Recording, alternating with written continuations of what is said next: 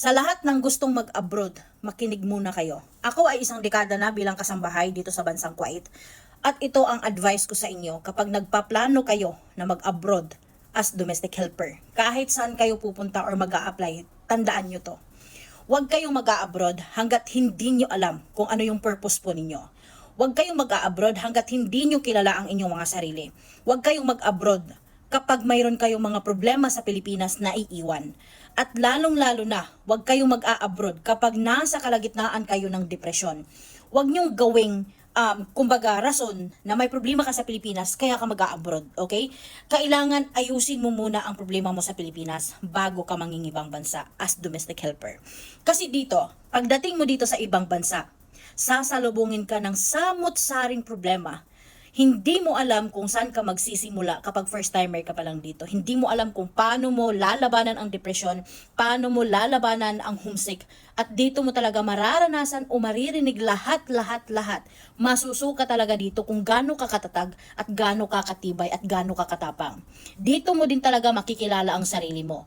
Kaya habang mayroon kang mga pinagdadaanan sa Pilipinas, huwag ka munang mag-abroad. Ayusin mo muna ang sarili mo. Pakinggan mo muna ang sarili mo. Alamin mo muna kung ano talaga yung purpose mo kaya ka mangingibang bansa. Kasi kapag dala-dala mo talaga ang problema mo sa ibang bansa, lalong-lalo na kung ikaw ay kumbaga dumadaan sa depresyon, malalim ang pinagdadaanan mo. Posible kasi na mas madali kang maubusan ng pasensya. Kapag naubusan ka ng pasensya, doon talaga minsan makakagawa ka ng mga bagay na pagsisisihan mo sa bandang huli.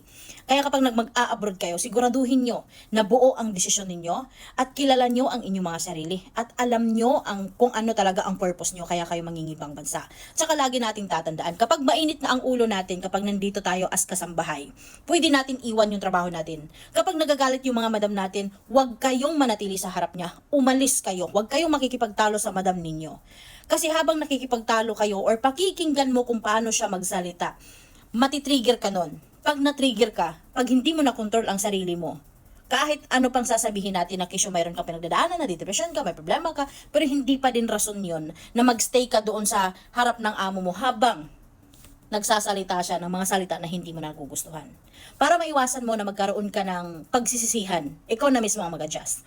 Kapag hindi mo na kaya kung paano kami na maltrato, umalis ka, pwede kang tumakas, pumunta sa embahada, maghanap ka ng mga tao na pwede mong. Kaya sa mga kapwa kong mga kasambahay, ito lagi niyong tatandaan, itatak nyo talaga sa utak ninyo na tayo mismo ang tutulong sa sarili natin. Kaya hanggat maiwasan, hanggat may paraan, tulungan nyo yung inyong mga sarili. Huwag nyong ilagay sa alanganin ang inyong buhay. Amping.